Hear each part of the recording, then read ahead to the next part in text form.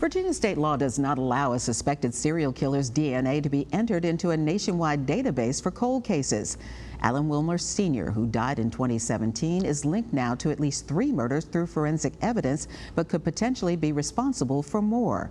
CBS 6's Bree Season explains the loophole that may frustrate efforts to solve more cold cases. Alan Wade Wilmer died at the age of 63, having never been convicted of a felony. Yet law enforcement is confident he's responsible for multiple homicides.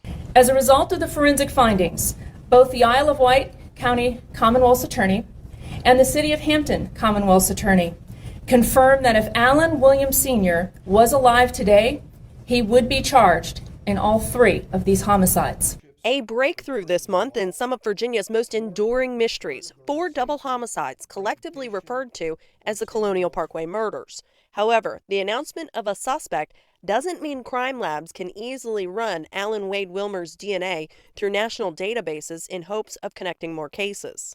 It's very possible that there are many others out there, and if he were in the database, yes, it could close a lot of cases, but it doesn't meet the criteria that the General Assembly has laid out. CBS 6 legal analyst Todd Stone explains that this case falls into a gap between who can be legally entered into the FBI's Combined DNA Indexing System, or CODIS.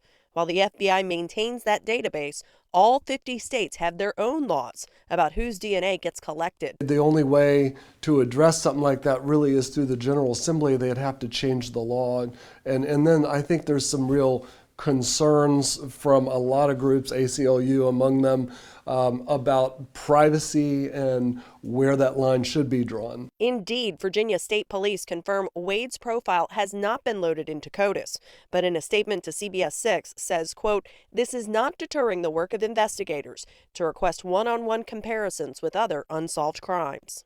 Virginia State Police are still asking for the public's help in connecting dots between Wilmer's life and potentially other cold cases. He worked as a fisherman and a tree trimmer on the Northern Neck in the 80s and 90s. If you knew him or knew of him, you're asked to call the FBI at 1-800-CALL-FBI. Bree Season, CBS 6 News.